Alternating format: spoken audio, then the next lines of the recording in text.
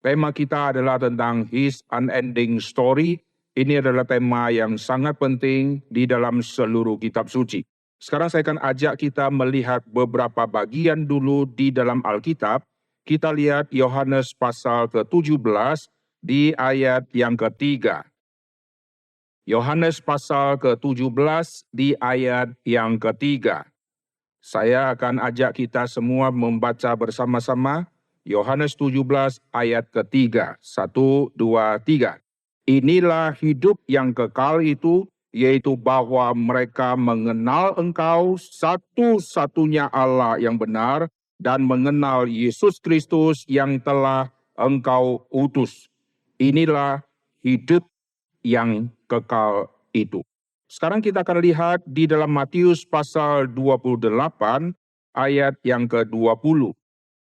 Matius pasal ke-28 ayat ke-20, dan ajarlah mereka melakukan segala sesuatu yang telah kuperintahkan kepadamu, dan ketahuilah aku menyertai kamu senantiasa sampai kepada akhir zaman.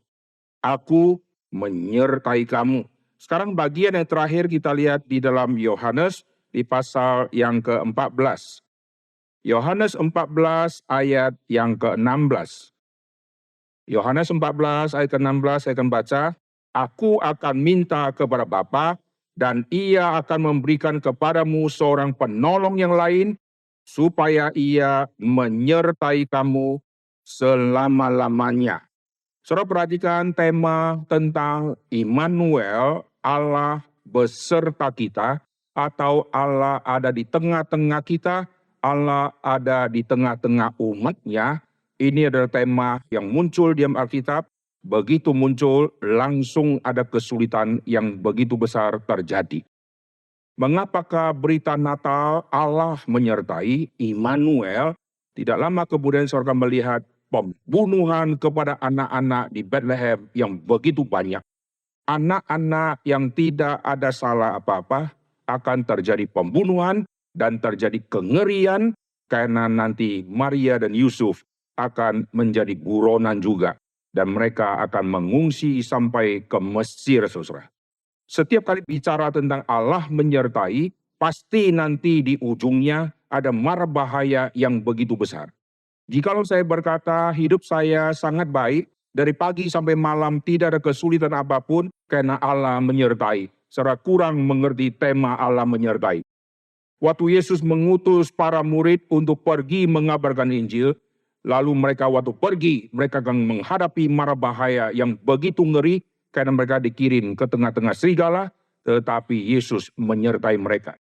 Waktu Yesus meninggalkan dunia ini, Yesus terangkat ke sorga, Yesus memberikan semacam amanat agung kepada mereka untuk mereka pergi, tetapi muncul kalimat berikutnya, aku akan menyertai. Setelah Yesus pergi, naik ke sorga, tidak lama kemudian waktu masuk hari Pentakosta, penganiayaan terus-menerus dan tidak habis-habis. Anak-anak Tuhan satu persatu dibunuh, tetapi kalimat sebelumnya yang Yesus katakan sebelum Yesus naik ke sorga, aku menyertai. Nah, perhatikan cerita yang Alkitab ceritakan, ini adalah cerita yang terus-menerus relevan dan tidak pernah akan berakhir. Cara Tuhan bekerja setiap zaman itu ada polanya dan terus-menerus terulang. Apa yang Tuhan kerjakan kepada Abraham, Tuhan panggil dia. Zaman ini Tuhan juga panggil orang-orang untuk meninggalkan rumah ayahnya, rumah di mana dia tinggal, tempat kenyamanan dia, kota dia, lalu tinggalkan sanak saudara untuk pergi mengabdi menjadi hambanya Tuhan. Tuhan menguji Abraham untuk pergi ke satu tempat yang kau tidak pernah prediksi seperti apa. Ternyata tempat itu mara bahaya luar biasa. Karena tempat yang asing dengan ilah-ilah yang baru, yaitu di tanah Kanaan. Dan dia akan berjumpa dengan semua orang yang penuh dengan dosa. Dan dia satu-satunya yang waktu itu ada di situ dan melihat semua yang ada. Dan akhirnya nanti terjadi pertemuan dia dengan Melkisedek. Itu adalah penghiburan bagi dia. Ternyata ada orang benar yang tidak jauh dari tempat di mana Abraham ada. Abraham bertemu dengan Melkisedek. Ini pertemuan yang sangat indah yang Alkitab ceritakan. Itu terjadi sampai kita hari ini. Waktu kita berangkat karena taat kepada pimpinan Tuhan, kita tiba di satu tempat yang baru, tempat yang asing, yang kita rasa ada mara bahaya. Ternyata Tuhan mempertemukan kita dengan orang-orang yang juga melayani Tuhan, yang cinta Tuhan. Itu menjadi penghiburan bagi kita. Ternyata di tempat-tempat yang jauh ada orang yang beriman kepada Tuhan. Apa yang terjadi di zaman dulu terjadi di zaman hari ini. Tuhan menguji Abraham dengan versi kepada Abraham. Tuhan juga menguji setiap kita dengan versi kepada kita setiap pribadi. Tuhan minta kepada Abraham apa yang terbaik di dalam hidupmu. Dan Tuhan juga minta kepada kita apa yang terbaik di dalam hidup kita. Mungkin bukan anak kita karena kita tidak punya anak. Mungkin bukan anak kita karena kita belum bersuami. Tetapi apa yang terbaik di dalam hidupmu, Tuhan akan tuntut untuk dikorbankan kepada Tuhan. Jadi pemeliharaan Tuhan dan cara Tuhan bekerja sepanjang zaman itu ada polanya. Dan kita kalau mengerti pola cara Tuhan bekerja, kita hidup dalam dunia ini tidak menjadi orang yang baru, tidak menjadi orang yang seolah-olah hadapi satu masalah, lalu dunia rasanya mau ambruk. Apa yang kualami, orang PL juga alami. Apa yang kukerjakan di hari ini, dosa yang kuperbuat.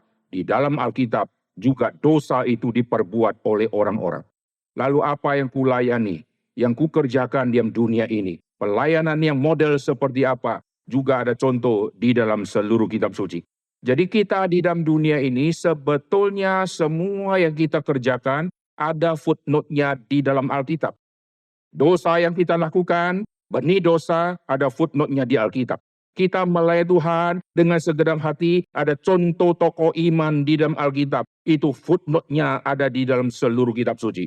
Jadi Tuhan terus bekerja sepanjang zaman. Dan pemeliharaan Tuhan, pemeliharaan yang tidak pernah berakhir. Nah sekarang kita akan memulai untuk melihat Yohanes pasal ke-17 tadi, tentang hidup yang kekal. Banyak orang salah mengerti hidup yang kekal nanti baru akan didapat setelah dia mati. Di dalam Yohanes pasal ke-17 tadi dikatakan inilah hidup yang kekal itu. Kita sudah menerima hidup yang kekal. Tetapi tiba di dunia yang kekal itu nanti. Barang siapa yang percaya kepada Tuhan Yesus di detik hari ini, dia sudah mendapatkan hidup yang kekal. Lalu hidup yang kekal yang kita dapatkan, jangan hanya kita kaitkan dengan saya bisa masuk ke dalam dunia kekekalan. Saudara terima Yesus atau tidak terima Yesus, saudara pasti masuk ke dalam dunia kekekalan. Dengar baik-baik. Terima Tuhan Yesus sama tidak terima Yesus, pasti masuk ke dalam dunia kekekalan. Antara mati kekal sama hidup kekal. Orang yang tidak percaya Yesus juga akan masuk dalam dunia kekekalan, yaitu akan menghadapi penghakiman kekal selama-lamanya di situ, yaitu akan masuk ke dalam neraka yang menyala selama-lamanya. Tidak usah percaya Yesus baru masuk ke kekekalan. Semua kita akan meninggalkan dunia sementara, akan masuk ke dalam dunia kekekalan. Masalahnya di mana lokasinya? Yang sekamar sama Yudas Iskariot, atau sekamar dengan Abraham, Isa, Yakub, dan yang lain-lain. Itu semua mereka ada di dalam dunia kekekalan. Masih ingat cerita orang kaya dan Lazarus yang miskin? Satu akhirnya di tempat yang tidak enak, satu di pangkuan Abraham. Dua-duanya ada di dalam dunia kekal. Tetapi yang disebut hidup yang kekal. Nah ini hanya ada di dalam Kristus. Mati yang kekal. Ini di dalam Adam. Nah sekarang kita lihat dunia kekekalan adalah dunia yang penuh dengan misteri. Jikalau bukan yang tinggal di dalam kekekalan, yang menceritakan apa yang terjadi di dalam kekekalan, maka manusia di dalam dunia sementara tidak mungkin mengetahui ceritanya apa yang terjadi di dalam dunia kekekalan. Jikalau bukan Tuhan yang kasih pengertian kepada Musa, tidak mungkin Musa menulis cerita di Taman Eden. Karena dia belum ada waktu Taman Eden itu ada. Bagaimana dia bisa tulis cerita Adam? tulis cerita Nuh padahal dia belum lahir. Tuhan kasih pengertian kepada manusia di dunia untuk menuliskan apa yang terjadi di permulaan dunia. Dan Tuhan juga memberikan semacam rahasia yang tidak mungkin ditemukan oleh manusia di dunia, yaitu tentang kehidupan di dalam dunia kekekalan. Dan Tuhan juga singkapkan kepada manusia, maka kita bisa mengetahui melalui kitab suci. Jadi Tuhan menyatakan semua yang rahasia ini melalui firman. Tuhan berfirman, lalu manusia mencatat semua perkataan firman Tuhan, maka kita mengerti di dunia kekekalan ada ceritanya. Dunia kekekalan bukan statis. Dunia kekekalan ada sejarahnya. Lalu apa yang kita ketahui tentang dunia kekekalan, kalau Tuhan tidak menyingkapkan, kita tidak mungkin mengetahui di dunia kekekalan ada 3 pribadi Allah Tritunggal. Lalu kita tidak mungkin bisa mengetahui relasi ketiga pribadi Allah Tritunggal itu seperti apa. Relasi Bapa sama Anak seperti apa, Bapa sama Roh Kudus seperti apa, kita tidak mungkin akan mengetahui. Tetapi waktu Tuhan sudah berfirman, Tuhan menyatakan isi hatinya, dan kita bisa baca dalam kitab suci, kita mengerti relasi di dalam dunia kekekalan, relasi yang luar biasa harmonis. Bapa mengasihi aku sejak dari semula. Wah, berarti sebelum ada segala sesuatu, Bapa sudah mengasihi Tuhan Yesus. Lalu Roh Kudus sama Yesus, Roh Kudus sama Bapa, 3 pribadi saling mengasihi karena Allah adalah kasih. Allah adalah kasih, ini di dalam relasi yang begitu intim. Allah itu cemburu di dalam relasi Allah dengan manusia yang berdosa. Kenapa kau melanggar perjanjian? Aku Allahmu, engkau umatku. Engkau harus mengasihi aku karena aku sudah mengasihi kamu. Tetapi kamu mengasihi ilah yang lain. Aku cemburu karena istilah ikatan perjanjian ini seperti ikatan di dalam relasi suami dan istri. Allah adalah suami dan umatnya adalah istri. Kenapa engkau mengambil ilah menjadi suamimu yang baru? Aku adalah Allah yang cemburu. Aku benci. Waktu Tuhan menyatakan dirinya dengan karakter yang tanda petik negatif, cemburu, lalu benci, ini selalu berhubungan dengan relasi Tuhan dengan manusia yang berdosa. Tetapi relasi Tuhan dengan yang Dia kasihi, ini relasi adalah relasi yang kasih. Tidak ada yang bisa memisahkan kita dari kasih-Nya Kristus. Baru kita mengerti di dalam pribadi Allah Tritunggal, ada ikatan kasih yang berbeda dengan ikatan benci di dalam dunia ilah-ilah di sepanjang zaman. Sepanjang zaman, ikatan para ilah itu diikat di dalam kebencian dan dendam. Aku sekarang sudah dewasa. Allah atau ilah yang dulu begitu hebat, dia itu papaku. Dan papaku dibunuh oleh ilah yang lain. Sekarang aku ilah yang dulu kecil, sekarang sudah besar. Aku akan balas dendam. Kebencian itu menghinggapi seluruh dunia ilah, saudara.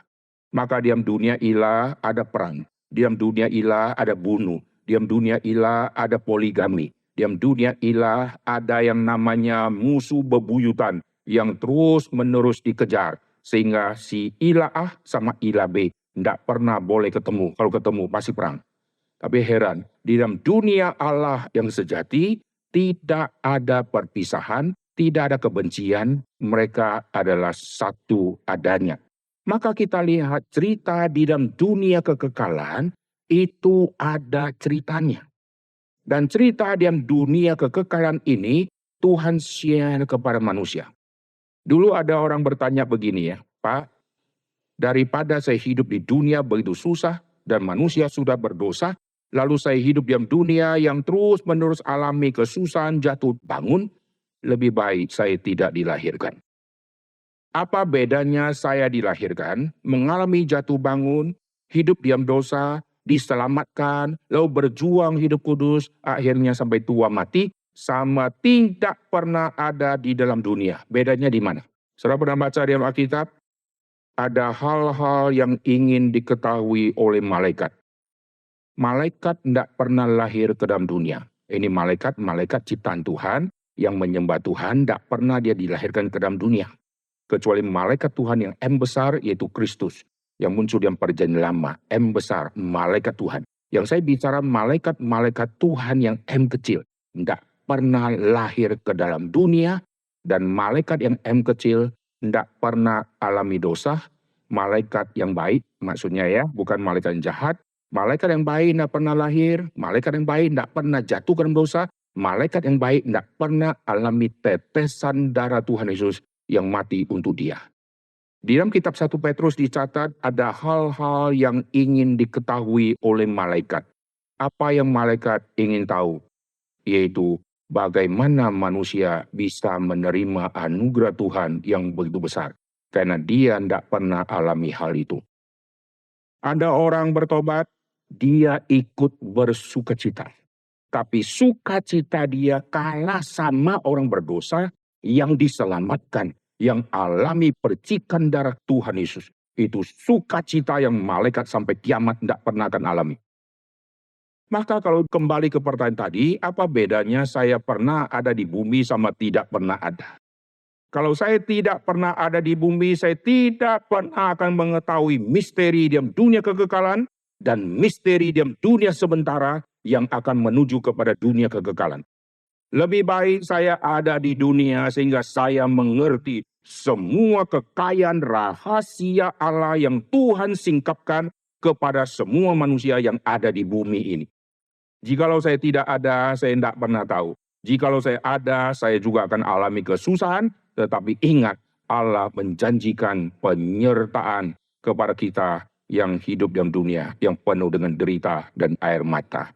Ini sukacita besar, saudara. Saudara ada papa dan mama, sama tidak ada papa dan mama. Saudara hasil cloning misalnya ya, tidak jelas. Atau dilahirkan di klinik, papa dan mamanya tidak jelas yang mana. Lalu saudara hidup, tidak ada papa, tidak ada mama. Lalu orang yang membesarkan saudara panggil dia mama, saudara panggil dia papa. Saudara lihat ada papa yang saudara panggil papa. Itu bukan papa yang sesungguhnya. Saudara tahu dia mengasihi. Lalu papa yang asli ada di mana? Apakah papa yang asli tidak mengasihi? Mungkin, karena sudah lahir, lalu si papa kabur. Bisa juga setelah dilahirkan, papa mungkin kecelakaan dan mati. Lalu si istri ada sakit penyakit, maka si anak diserahkan ke klinik atau ke rumah sakit bersalin, lalu si istri pergi, si istri tidak lama kemudian mati. Nah, kita tidak tahu, saudara. Tetapi sejelek-jeleknya kita punya ayah dan ibu, lebih baik ada ayah dan ibu. Betul nggak? Ayah dan ibu kita nilai jelek karena kita punya konsep yang baik yang berbeda dengan konsep ayah dan ibu. Maka kita banyak memberontak. Karena yang ku ingin tidak diketahui oleh Bapakku. Kita punya Allah sama tidak punya Allah. Mana yang lebih susah? Saudara kalau tidak punya Allah, saudara hidup di dunia, saudara jadi Allah di dalam hidup. Saudara akan kesulitan luar biasa. Karena saudara akan kelelahan menangani semua masalah yang muncul di dalam hidupmu. Karena saudara tidak ada lagi yang saudara bisa andalkan untuk serahkan beban yang ada di dalam diri saudara kepada yang lebih tinggi. Karena saudara sudah merasa lebih tinggi. Tidak ada Allah, saudara ateis, saudara hidup lebih susah. Ada Allah, saudara juga susah. Karena keinginanku tidak disetujui oleh keinginan Tuhan, maka aku tidak suka ada Tuhan. Tidak suka ada Tuhan, lebih baik ada Tuhan. Amin. Tidak suka ada larangan, lebih baik ada larangan. Coba di dunia ini tidak ada larangan. Semua lampu merah, hijau, kuning, semua bisa dilewati. Semua jalan boleh dibelok. Semua aturan lalu lintas tidak berlaku. Semua kita bebas. Maka crowded semua.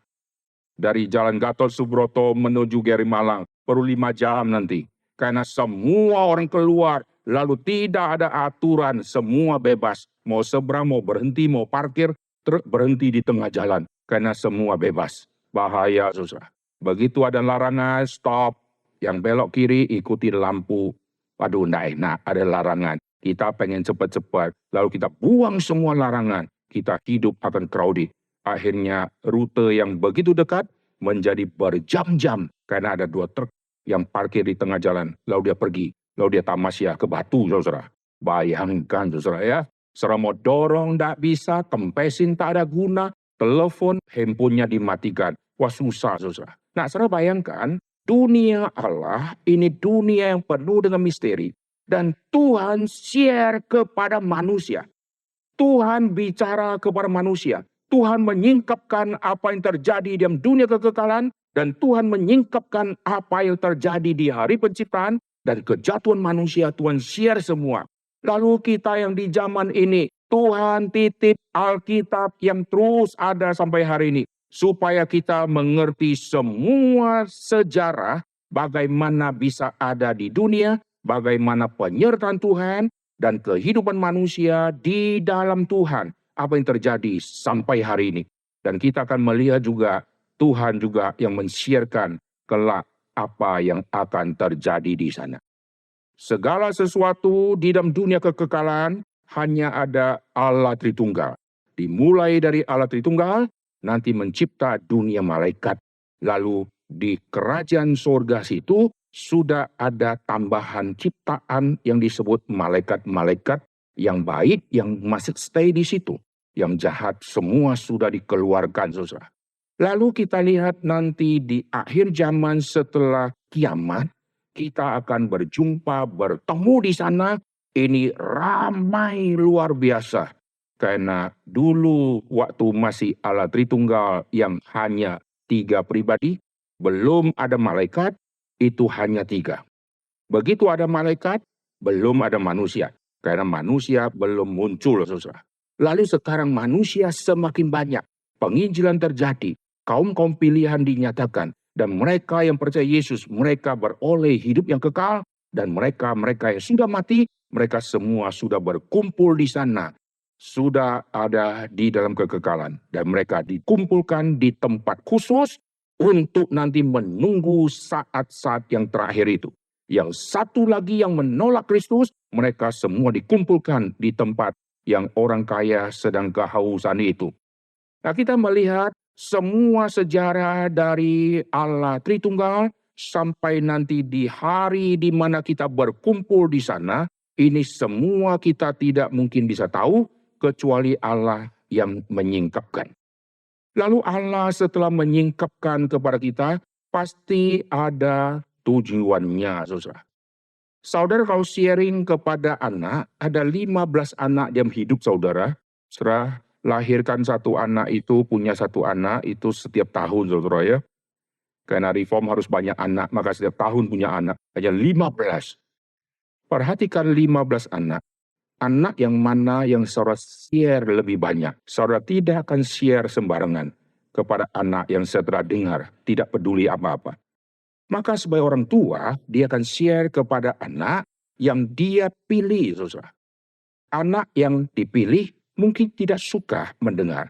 Tapi dia tidak tahu, papa mama memilih engkau dan memberikan semua rahasia sharing ini. Karena ada misi papa dan mama untuk kelak engkau meneruskan kepada anak cucumu. Oleh sebab itu di dalam Alkitab muncul kalimat, kamu harus beritakan kepada anakmu, entah engkau duduk, entah engkau berdiri, engkau dikasih semacam hak istimewa untuk mewariskan imanmu kepada anak-anakmu. Supaya apa? Supaya sejarah di mana Tuhan bekerja di dalam umat-umatnya tidak terhenti karena engkau mati. Sejarah bagaimana Tuhan menyertai umatnya harus terus terjadi. Dan kau harus terus katakan kepada anakmu, karena anakmu akan melakukan atau mengulangi sejarah hidupmu. Lalu waktu mengalami, jangan sampai dia mundur. Biar dia mengingat, papaku dulu diuji Tuhan dan lulus. Maka saya juga harus bersandar kepada Tuhan. Lalu nanti cucu juga sama. Ini semua cerita yang tidak boleh dihentikan, saudara. Orang tua sering turunkan semua cerita, yaitu cerita masa lalu saja. Dulu papa waktu kecil, cerita masa lalu. Sekolah di SD negeri begini-begini, dulu papa ada satu musuh, dan musuh itu sekarang ada di tetangga kita. Ingat kau anakku, wah, jangan kau belanja di toko sebelah. Karena itu dulu musuhnya papa, dia paling benci sama papa. Jangan kau berkawan sama anaknya. Cilaka saudara ya, kita menurunkan kebencian kepada anak-anak kita. Lalu kita mulai cerita, dulu papa pernah dikerjain sama orang ini, mama dikerjain oleh orang ini. Lalu kebencian mulai turun ke anak, nanti anak akan menjaga jarak di dalam relasi-relasi dia. Itu saudara ceritakan, itu akibatnya akan fatal. Maka jangan anggap remeh apa yang kuceritakan tidak akan mempengaruhi hidupnya. Yang kuceritakan kalau cerita dengan kuasa Tuhan akan membekas di dalam hidup dia. Tetapi seringkali mesti menunggu orang yang cerita mati dulu. Waktu dia sudah mati, teringatlah. Di dalam Alkitab pernah muncul, teringatlah mereka apa yang Yesus pernah katakan.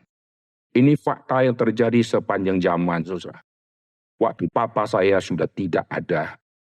Lalu sekarang sering muncul kalimat-kalimat dia yang tidak pernah saya pikir zaman dulu, saudara. Mendengar satu cerita, teringat, iya dulu. Tetapi waktu ada bersama papa, semua lupa, saudara. Tidak pernah kita ingat. Nanti hamba Tuhan di sini, yaitu Pendeta Gito, dia khotbah, dia jelasin segala sesuatu, dia tegur, saudara nggak akan peduli. Nanti waktu dia tidak ada, saudara mulai akan teringat. Benar juga apa yang dia katakan, saudara. Sering terjadi seperti itu. Maka ada saatnya kita harus tidak ada. Amin. Setelah pulang kasih tahu kepada anakku, aku sudah mendengarkan firman Tuhan. Papa akan pergi hari ini. Selama-lamanya. Lalu papa bunuh diri. Bukan, saudara ya. Supaya engkau mengingat perkataan papa dan mama yang begitu luar biasa. Tidak, saudara. Tapi itulah fakta.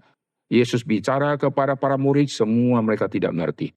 Nanti teringat ya mereka. Banyak kalimat-kalimat ayah dan ibu seolah-olah sepele. Tapi setelah kita dewasa, kita tahu itu benar adanya. Saya sampai hari ini tidak pernah hilang dompet. Kenapa? Karena sejak saya kecil, selalu papa ulangi kalimat yang sama. Karena saya percaya, mungkin dulu papa suka hilang dompet, saudara. Setiap kali kalau kau berangkat, ingat pegang. Di kantongmu ada barang enggak? Kalau ada, setiap kali kamu duduk berdiri, pegang lagi. Ada enggak? Sampai hari ini sama, saudara. Kalau ini pasti gini-gini, saudara ya. Akhirnya sampai hari ini, enggak pernah saya kehilangan dompet dan ketinggalan dompet. Karena duduk, saya langsung pegang. Ada. Berdiri, saya langsung pegang. Ini semua ajaran dari papa, saudara. Ajaran ini saya sudah dengar sejak saya sangat-sangat kecil. Dan saya tidak mengerti mengapa pegang, kok kurang ada iman, saudara ya.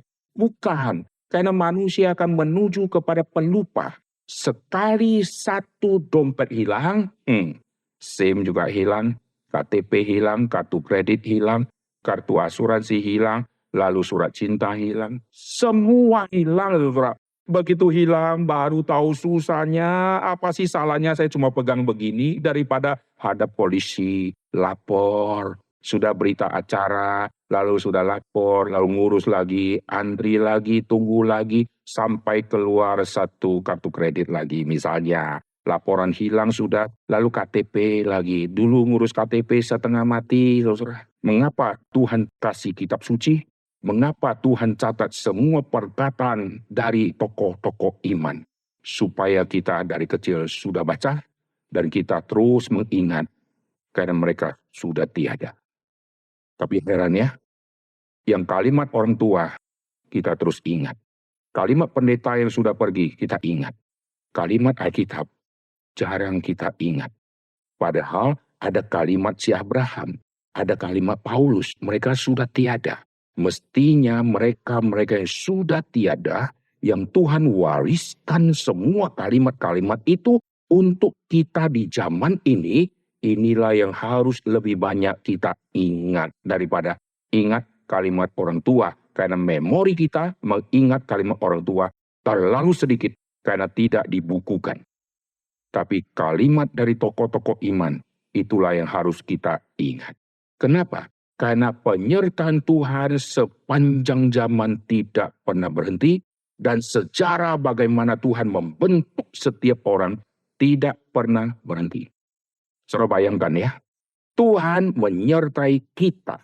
Bukan kolektif, tetapi pribadi. Wah, ini susah. Kalau Tuhan menyertai umatnya kolektif, enak saudara. Tuhan menyertai semua anak Tuhan di Indonesia, wah enak. Kolektif, seluruh Indonesia. Tuhan menyertai seluruh umat Tuhan Australia, enak kolektif. Lalu dihitung-hitung sedikit, karena semua kolektif. Lebih kolektif lagi, Tuhan menyertai orang di bumi satu kali, selesai. Tapi Tuhan menyertai pribadi-pribadi manusia, satu persatu. Wah, ini tambah susah, saudara. Kenapa? Karena manusia makin hari makin banyak. Dengan adanya satu anak dilahirkan, lalu umur 15 percaya Tuhan Yesus, penyertaan Tuhan Yesus kepada kaum pilihan ini sekarang bertambah satu orang. Bayangkan, tambah lagi. Ada 1 juta manusia yang bertobat di seluruh muka bumi. Penyertaan kepada 1 juta manusia terus berlanjut. Manusia di bumi sudah begitu banyak. Penyertaan Tuhan secara pribadi, ditambah lagi manusia baru yang muncul ada 1 juta.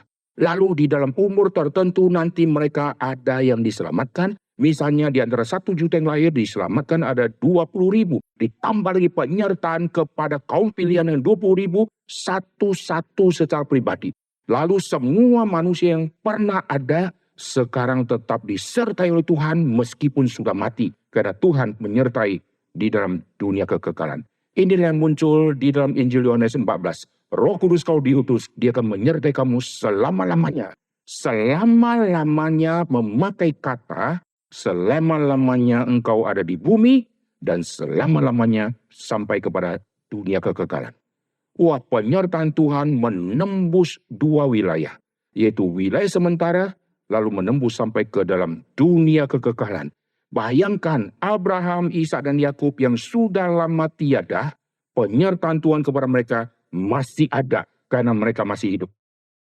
Itulah kata Alkitab, Allah Abraham, Allah Ishak, Allah Yakub. Dia bukan Allah orang mati, dia Allah orang hidup. Wah, kalimat ini menarik. Allah Abraham, Allah Ishak, Allah Yakub. Dia bukan Allah orang mati. Abraham orang mati, Ishak orang mati, Yakub orang mati, sudah mati. Tapi dia bukan Allahnya orang mati, dia Allahnya orang hidup. Berarti Abraham, Ishak dan Yakub, meskipun tubuh sudah mati, mereka tidak mati. Penyertaan Tuhan masih berlanjut kepada yang sudah mati itu. Amin. Bayangkan Tuhan itu repot, saudara ya, kalau pakai istilah manusia. Lalu saudara berkata, aku tidak mau Tuhan mati, saudara. Saudara tidak mau Tuhan, ngurus sendiri. Saudara berkata, di bumi aku tidak perlu penasehat. Aku mau belajar sendiri. Saudara datang ke kelas SD, kelas 1. Lalu saudara muridnya, saudara juga gurunya. Karena aku Tuhan, tidak perlu guru. Saya datang sebagai murid, sekaligus jadi guru. Lalu sudah 5 tahun di SD. Tidak ada temanku, karena aku tidak butuh siapapun. Keberadaan diriku tidak tergantung keberadaan orang lain. Saudara sampai ke situ 5 tahun, akhirnya dites, apapun tidak tahu. Betul nggak? Saudara perlu guru. Kenapa? Saudara bukan Tuhan. Saudara mesti belajar abjad, belajar tambah, dan seterusnya. Sampai saudara mengerti, setelah mengerti saudara berkata, aku tidak butuh Tuhan. Ini bodohnya manusia. Kalau tidak butuh Tuhan, kenapa tidak ada SD kau katakan tidak butuh Tuhan? Saya tidak butuh yang lain. Kenapa tidak dari janin kau berkata? Kenapa setelah kau sampai S1, S2 kau berkata aku tidak butuh Tuhan? Justru makin tinggi ilmunya. Ini membuktikan kau perlu Tuhan. Karena dunia yang kau selidiki dalam dunia ilmu. Ini sangat-sangat membuat engkau menjadi orang yang tidak mengerti. Kau bisa lulus S3 karena ada guru S3 yang lebih hebat yang mengajari engkau. Setelah engkau S3, engkau berkata, aku Tuhan. Yang cocok jadi Tuhan itu gurumu karena dia lebih jago daripada engkau. Dia turunkan ilmu, kau tidak cocok. Lalu gurumu cocok jadi Tuhan, ada guru dia lain yang dulu pernah ngajar, yang itu lebih cocok. Lalu kembali lagi cocok sama tidak cocok, akhirnya tidak ada satu pun yang cocok. Karena kembali lagi, hanya Tuhan yang adalah Tuhan. Nah sekarang kita kembali, perhatikan sejarah ini. Unending ini Tuhan yang memulai. Tuhan memulai dengan dunia ciptaan di dalam dunia kekekalan, yaitu dunia malaikat. Maka semua malaikat ada historinya, ada sejarahnya, ada penyertaan Tuhan kepada mereka. Cuma penyertaan Tuhan kepada malaikat pribadi lepas pribadi tidak pernah ditulis di dalam kitab suci.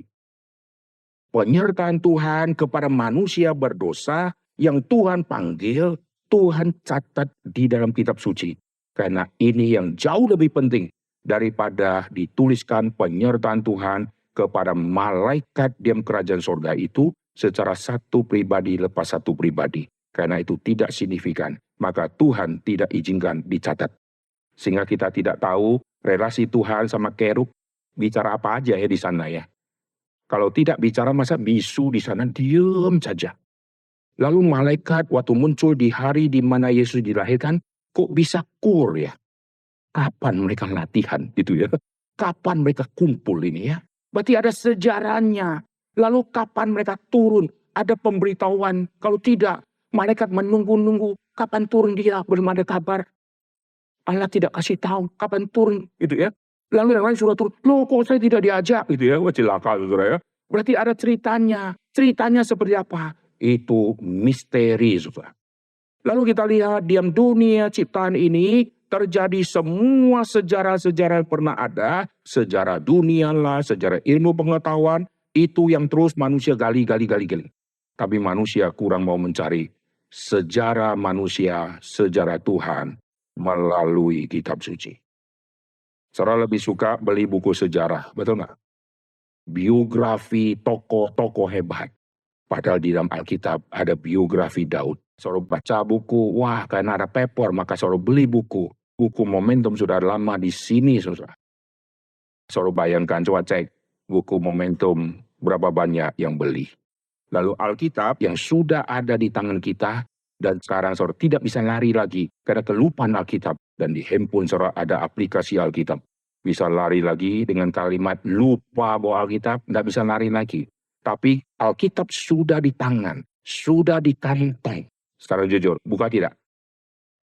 Saudara lebih rajin buka WA atau buka Alkitab? Ayo jujur, takut dosa. Lebih rajin update status daripada cerita kesaksian bagaimana Tuhan memimpin saudara. Ada yang kalau makan di mana saya dia foto saudara ya. Apa yang dia makan dia ingin seluruh dunia harus tahu saudara ya. Padahal itu merepotkan manusia kalau sudah tahu pengen ke sana saudara ya. Apapun dimasukkan. Karena apa? Dia mau share sesuatu. Semua kita sebetulnya mempunyai bibit mau jadi saksi. Maka Tuhan izinkan dunia medsos, Tuhan izinkan dunia IT berkembang untuk membungkam semua manusia yang berkata, saya tidak bisa bersaksi. Siapa yang berkata, manusia tidak bisa bersaksi? Saudara begitu pegang handphone, saudara sudah mulai bersaksi. Saudara foto, betul nggak? Itu bersaksi kan? Bahwa saudara pernah ke kota itu, ke pohon itu, ke tugu itu, foto. Ini saksi. Lihatlah semua. Aku sudah ke sana. Lalu dikasih tambahan keterangan. Jangan lupa guys, tempat ini bagus guys. Saudara makan yang enak. Wah, inilah tambahan menu makanan. Sebelum kau mati, harus kau makan. Justru kan makan, cepat mati kita. Ada buku 1000 makanan misalnya ya, yang kau harus makan sebelum kau mati. Karena makan itu semua, maka cepat mati itu. Kita semua punya benih, suka bersaksi. Tetapi heran, kalimat yang kita pakai itu bersaksi. Nah, ini yang kita perlu atur, saudara. Saudara tinggal broadcast, semua berita firman bisa tersiar. YouTube, silakan buat channel, semua khotbah apapun bisa masukin, saudara. Dan itu semua gratis. 1 menit saudara ngomong di depan handphone, bayangkan nanti berapa ribu orang bisa nonton. Jangan saudara hina. Aku kalau upload tidak ada yang nonton. Siapa yang tahu? Kalau Tuhan sudah memberkati seseorang, begitu kalimat dia keluar, yang sudah nanti begitu banyak. Bayangkan kalau semua orang upload tema-tema firman. Orang yang non-Kristen waktu buka, salah ketik pun muncul khotbah kita, saudara. Saking banyaknya, saudara. Masukin saja sebanyak-banyaknya. Siapa yang sangka suatu saat ada orang yang lagi susah, ada Waktu dia buka YouTube, keluar khotbah kita, dan dia penasaran, dia klik. Waktu dia klik, dia tidak tahu ada di lokasi mana, kita tidak kenal dia, disitulah roh Tuhan bekerja. Amin. Jadi ada sejarahnya, setiap manusia ada sejarahnya. Kita di sini kalau dibukukan hidup kita, sudah keluar berapa buku sejarah. Tuhan menyertai orang di belahan bumi yang lain. Tuhan menyertai orang di zaman dulu. Dan yang zaman dulu yang Tuhan sudah selamatkan, mereka ada di dunia sana, Tuhan sedang menyertai mereka. Jadi detik yang sama kita ada di sini, Tuhan menyertai hambanya berfirman, menyampaikan firman, menyertai hambanya di mimbar yang lain, sedang menyatakan firman. Ini unending story yang Tuhan kerjakan, tidak pernah akan habis-habis. Alkitab sudah memunculkan semacam prinsip-prinsip unending itu. Selain prinsip penyertaan yang unending, kita juga melihat kasih setia Tuhan baru setiap hari. Heran, siapa yang bisa memberikan yang baru? Hanya Tuhan. Saudara yang jadi ibu, coba lihat semua daftar menu makanan yang pernah saudara masak. Saudara bisa setiap hari masak yang baru? Bisa, saudara bilang. Suami langsung minta cerai. Karena hari ini saus tiram asam manis warawon. Karena baru saudara ya. Lalu saus tiram pecel lodeh masuk ke dalam. Karena mau baru. Lalu saus tiram nasi goreng gabung ke dalam. Setiap hari baru suami minta cerai. Wah jadi korban. Ini menu apa lagi gitu? Ikan mentah sama garam misalnya ya. Lalu besok ikan terlalu gosong lah. Karena baru. Setiap hari harus baru. Kita stres, saudara. Saudara kalau pakai baju harus baru. Stresan. Ada orang ingat-ingat ya. Minggu lalu saya pakai baju apa ya? Kuning. Oke, kuning saya sisihkan. Nanti minggu depan yang hijau. Lalu sisihkan. Setelah sisihkan semua stok sudah keluar. Dia harus ulangi lagi. Saudara, yang mana lagi? Dia harus sisihkan. Saudara kalau lihat saya khotbah, dasi nggak pernah sama. Saya punya dasi ada 400. Ini bukan cakap bohong, saudara ya. Mau saya tunjukin. 400 dasi saya, tidak pernah sama. Dan saya terus beli batik-batik saya banyaknya luar biasa.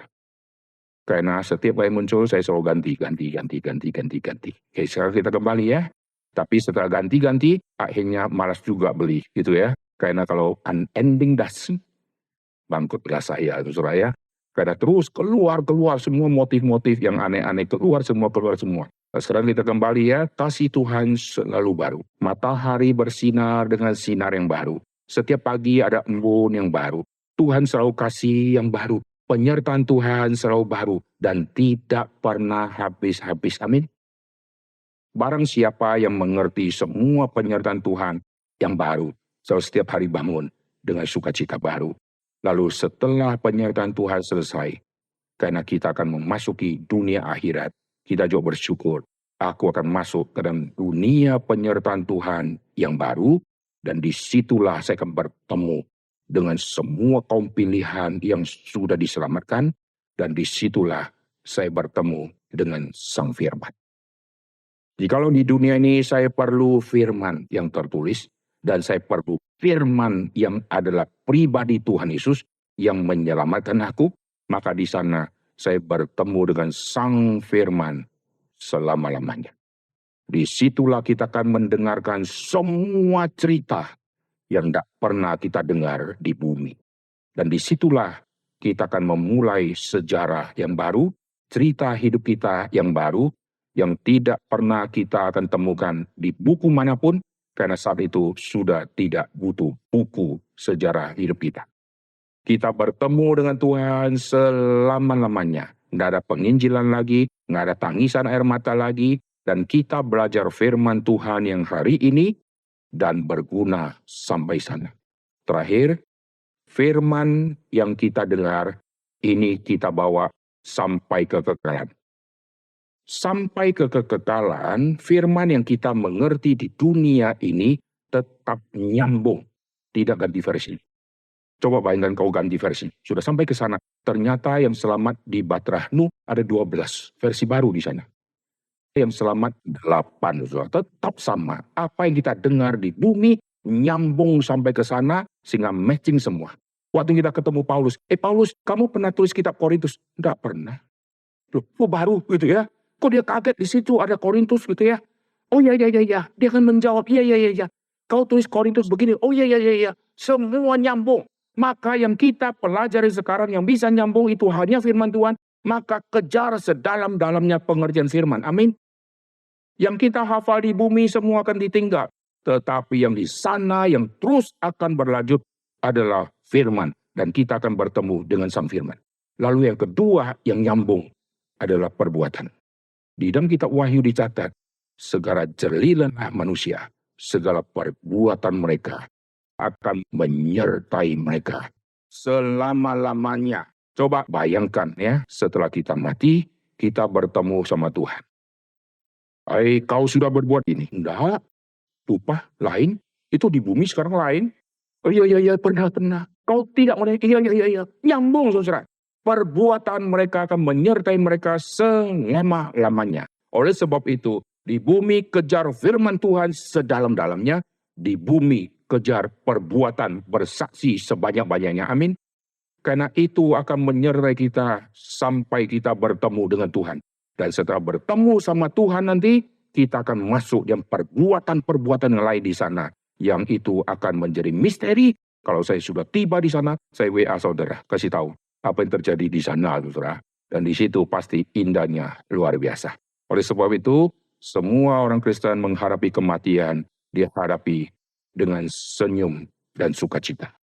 Tapi ada orang yang hadapi dengan tangisan dan air mata yang tidak habis-habis. Karena dia tidak tahu penyertaan Tuhan sampai di dalam dunia kekekalan. Mari kita berdoa. Bapa dan surga, kami berterima kasih untuk firman yang sudah kami dengarkan. Kami bersyukur Tuhan menciptakan manusia dan Tuhan menopang sejarah di dalam dunia ini. Dan Tuhan tidak pernah meninggalkan sejarah karena ada manusia ciptaan Tuhan yang Tuhan cipta bergambar rupa Tuhan. Tuhan menuntun manusia yang sudah kehilangan kemuliaan Allah, yang sudah berdosa. Tuhan menuntun dengan panjang sabar Tuhan. Dan Tuhan menyelamatkan mereka. Tuhan menyertai anak-anak Allah. Tuhan menyertai umat-umat Tuhan. Dan Tuhan yang menyertai, Tuhan membimbing mereka. Tuhan memberi mereka pengertian dan rahasia-rahasia Tuhan yang Tuhan singkapkan. Dan Tuhan memakai mereka menjadi saksi-saksi Tuhan yang hidup. Dan Tuhan menyertai mereka sampai berakhirnya zaman ini. Dan mereka akan dikubur di dalam kuburan. Dan Tuhan terus akan melanjutkan penyertaan sampai kepada dunia kekekalan. Kami berterima kasih apa yang Tuhan kerjakan tidak pernah akan berakhir. Oleh sebab itu sukacita kami pun di dalam dunia kekekalan nanti tidak pernah akan berakhir. Dan kami akan terus bertemu, berjumpa dengan semua kaum-kaum pilihan. Dan tidak ada lagi gap yang memisahkan setiap kami. Dan kami akan bertemu dengan semua orang yang Tuhan sudah tebus. Yang Tuhan cintai dan yang kami cintai. Dan kami bersyukur apa yang kami pelajari dalam dunia ini. Semua perkataan firman yang kami pernah baca dan kami pernah renungkan. Akan dibawa sampai kepada dunia kekekalan. Dan apa yang kami sudah perbuat dalam dunia ini. Tuhan akan hakimi dalam dunia kekekalan nanti. Oleh sebab itu pimpin kami. Sebelum kami mengakhiri tahun 2023. Untuk kami terus berkomitmen mengejar sedalam-dalamnya pengertian firman. Dan untuk kami berbuat sesuatu yang Tuhan perkenan. Untuk kami menyongsong hari di depan kami. Yaitu hari di mana Tuhan memanggil setiap kami. Dengar doa kami dalam nama Tuhan Yesus kami berdoa. Amin.